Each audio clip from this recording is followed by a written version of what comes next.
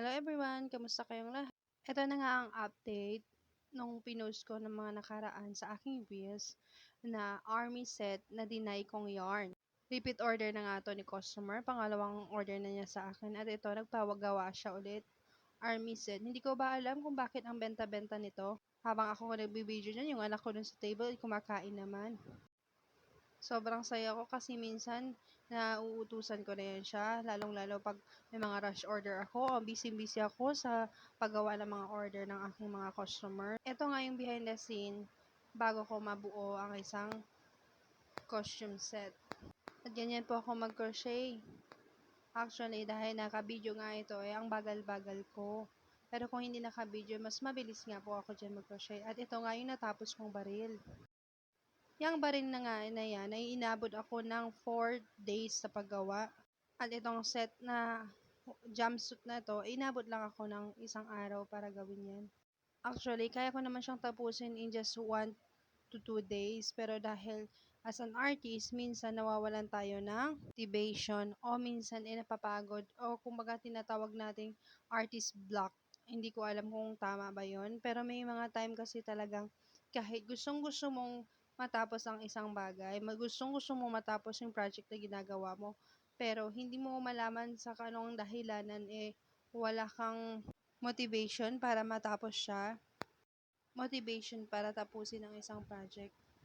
Ako, ang ginagawa ko lagi pag ganito is, nag-umpisa ako ulit ng panibagong project para hindi ako matenga. Kumbaga, mabilis ako magsawa, lalo na pag malalaking project ang ginagawa ko. Yan nga yung aking brand name o logo ng aking shop. Tinatahi ko lang isa-isa dyan para kahit papano malaman nila na sa akin binili itong set na to. Pag gumawa nga ako ng crochet set, lalong-lalo na mga costume set, kahit pang 2 days ko lang, naaabutan talaga ako ng 7 days, lalo na kung hindi naman rush order yan. Pero aminin, marami mga crocheter na relate sa akin. Pag mga rush order, nakakaya talagang gawin kahit in just 1 day. Natatapos agad-agad siya. Hindi ko alam kung adrenaline lang ba yun or kung ano. Dalawa nga yung logo na pinagawa ko, or kumbaga yung etiketa na yan, dalawang klase ang pinagawa ko, isang white at isang black. Dati talaga white lang talaga yan, pero dahil sa tingin ko mas maganda ang black, kaya nagpagawa naman ako ng black. At ito naman, mano-mano ko lang siyang tinatahi isa-isa yung mga botones sa may bandang damit. Kasi ganyan nga yung design. Actually, napakabait niya ng customer. Kasi hindi gantong kulay yung gusto niya, talagang ipaday. Tapos sinend ko, ma'am, ito po yung kinalabasan ng naday kong yarn. Kung ayaw niyo po, pwede ko akong gumawa ulit. Tapos sabi niya, sige, send mo sa akin ang picture. Tapos nung nakita niya, sabi niya, wag ka nang gumawa ulit. Okay na yan, di ba? Ang bait. Sana lahat ng customer ay ganun. Sana lahat ng customer yung na-appreciate ka. Pero okay lang yun. Kasi, at least matututo ka kapag may mga customer kang hindi mababait. At least next time, alam mo na kung paano i-handle yung mga ganong klaseng customer.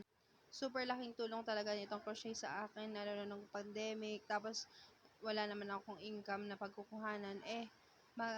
Itong crochet talaga yung pinagkuhanan ko. Kahit nung mga last few months, puyat ang kalaban ko dahil may baby ako. Tapos, ito din yung isa sa mga bagay na, ito din isa sa mga pinagkukunan ko talaga ng pambili ng mga pangangailangan namin. Super thankful ako sa mga customer na laging bumabalik sa akin at nagpapagawa. Siguro nagugustuhan nila yung gawa ko at na-appreciate nila yung gawa ko.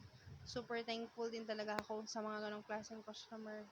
Kaya pinag-iigihan ko, pinagbubutihan ko para makagawa ng best quality at babalik sila sa akin. Sa pagbuo ng isang costume, hindi madali. Mahirap, pero dahil nakasanayan ko na, dahil it's been many years na ginagawa ko to, para sa akin, naging madali na lang siya.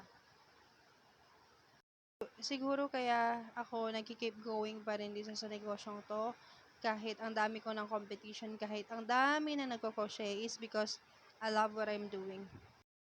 Kasi I always believe na pag passion mo, ginawa mong profession mo, hindi darating ang araw na magsasawa ka kasi gusto mo yung ginagawa mo.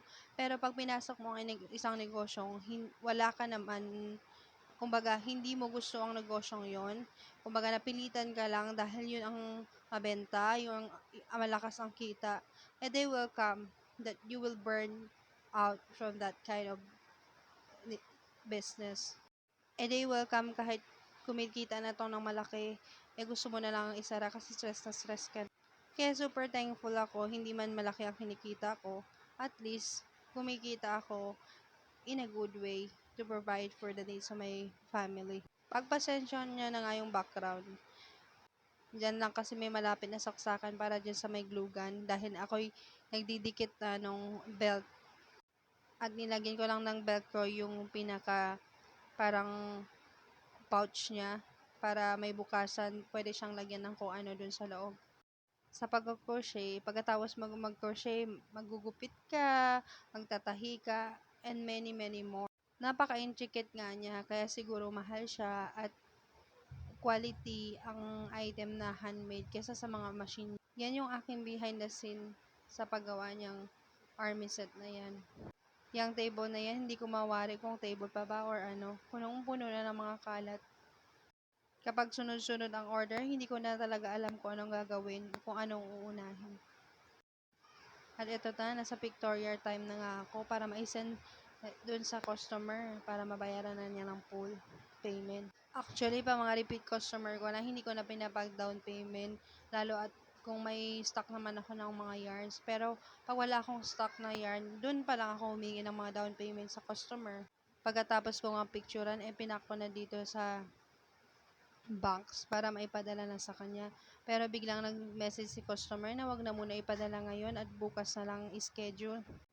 Binayaran na nga niya ng buo yan, tapos nag-message pa ulit sa akin at nagtatanong kung magkano ang costume na safari set. Yun lang, maraming salamat.